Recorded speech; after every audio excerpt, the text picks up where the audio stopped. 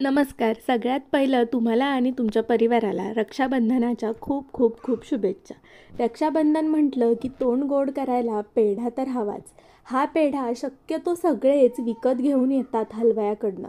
पण हलवयापेक्षाही भारी तोंडात ठेवताच विरघळणारा हा पेढा झटपट बनतो. अगदी 25 ते 30 मिनिटामध्ये घरच्या घरी पेढे बनून तयार होतात. तेव्हा पेढ्याची ही रेसिपी शेवटपर्यंत नक्की पहा. व्हिडिओ आवडला असेल तर लाईक, शेअर आणि सबस्क्राईब करायला अजिबात विसरू नका.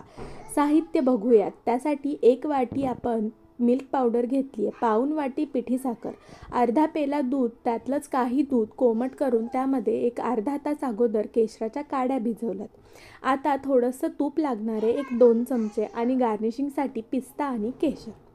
तेव्हा जाड अशी कढई आपल्याला गॅसवरती ठेवायची आहे. कढई तापली की त्यामध्ये दूध टाकायचं आहे. दुधामध्येच आपल्याला 2 चमचे इतकं साजूक तूप घालून घ्यायचं आहे आणि मिक्स करत करत याला उकळी येईपर्यंत छान असं गरम करून घ्यायचं. आता तुम्ही पाहू शकता आपल्या दुधाला उकळी यायला सुरुवात झाली आहे. उकळी आल्यानंतर त्यामध्ये आपल्याला 1 वाटीभर इतकी मिल्क पावडर घालून घ्यायची.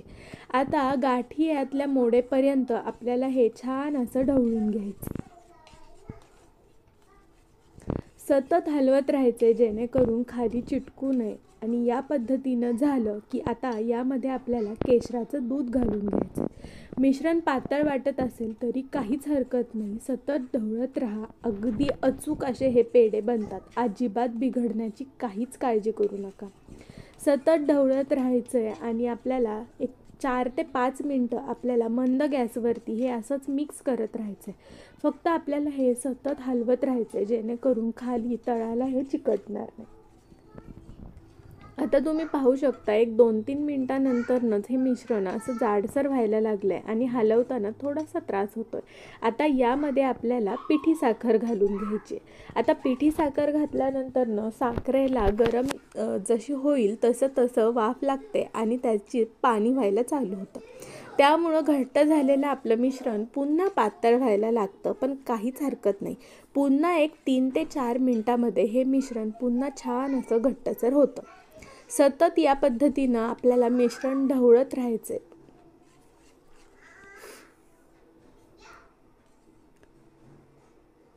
एक 3 ते 4 मिनटं ढवळल्यानंतर हळूहळू आपल्या मिश्रणातलं पाणी कमी कमी व्हायला लागतं आणि छान असा घट्टसर गोळा तयार व्हायला लागतो. जेव्हा हा गोळा सहज हलवता येत नाही आणि असं छान घट्ट व्हायला लागतो त्यावेळेला आपल्याला गॅस बंद करायचं. आता तुम्ही पाहू शकता हे मिश्रण सहज कढई सोडत आहे आणि घट्ट व्हायला लागले. तेव्हा आता मी गॅस बंद करते आणि हे सगळं मिश्रण आपल्याला एका ताटामध्ये काढून घ्यायचं. या पद्धतीनं ताटामध्ये काढून घेतल्यानंतर 15 ते 20 मिनिटांमध्येच हे मिश्रण संपूर्ण थंड होतं. हे मिश्रण पूर्ण थंड होऊ द्यात आणि याच स्टेजला आपल्याला कळतं जर का हे अगदी सैलसर असेल तर थोडीशी मिल्क पावडर कोमट असतानाच घालून तुम्ही हे घट्ट करू शकता किंवा घट्ट असेल तर थोडंसं दुधाचा हातही लावू शकता. आता गार्निशिंगसाठी मी पिस्त्याचे काप तयार करून घेतलेत. आता तुम्ही पाहू शकताय संपूर्ण मिश्रण थंड झालं आहे. थोडंसं तुपाचा हात मी घेतला आहे जेणेकरून मिश्रण हाताला लागू नये. आणि हे मिश्रण आत्ता जरी सैलसर वाटत असेल तरीही याच पद्धतीनं आपल्याला पेढे वळायचे जेणेकरून आपले पेढे तोंडामध्ये दाटत नाही आणि मस्त असे हलव्यासारखे पेढे बनून तयार होतात. या पद्धतीनं तुम्हाला हवे ते लहान मोठ्या आकाराचे पेढे तुम्ही बनवून घेऊ शकता. मी मध्यम आकाराचे असे पेढे हातावरती गोल गोल वळत बनवून घेतलेले आहेत. अगदी 5च मिनिटसुद्धा लागत नाहीत हे पेढे वळण्यासाठी. पटपट असे हे पेढे वळून घ्यायचे आणि हो, एकदम झटपट रेसिपी आहे तरीसुद्धा रिझल्ट एकच नंबर लागतो. जेव्हा तुम्ही बनवाल तेव्हा भाऊच काय घरातले सगळेच खुश होतील. तेव्हा ही रेसिपी नक्की बनवा. या पद्धतीनं एक एक करत मी सगळे पेढे बनवून घेतलेत.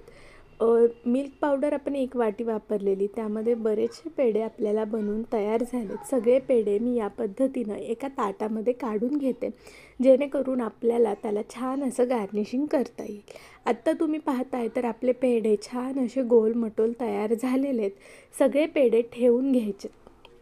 आता या पेढ्यांवरती बोटाच्या साहाय्यानं मध्ये असं प्रेस करायचं जेणेकरून छोटूसा खड्डा तयार होईल आणि मग या खड्ड्यामध्ये आपल्याला पिस्त्याचे काप आणि केशराच्या काड्या ठेवायच्यात. या पद्धतीनं असा पेढ्याचा आकार तयार झाला आहे. आता इथे आपण या पद्धतीनं पिस्त्याचे काप आणि केशराच्या काड्या ठेवून घेतो.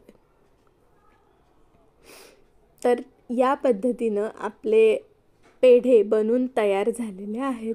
तुम्ही पाहू शकता दिसायला इतके आकर्षक आणि टेस्टी वाटत आहेत हे पेढे, तितकेच खायलाही खूप सुंदर लागतात. तेव्हा नक्की बनवून बघा. बरं, पेढे दिसायला जितके सुंदर आणि आकर्षक वाटत आहेत, खायलाही तितकेच उत्तम बनलेत. तेव्हा या पद्धतीनं नक्की बनवा. व्हिडिओ आवडला असेल तर लाईक करा, शेअर करा आणि चॅनलला सबस्क्राईब तेवढं नक्की करा.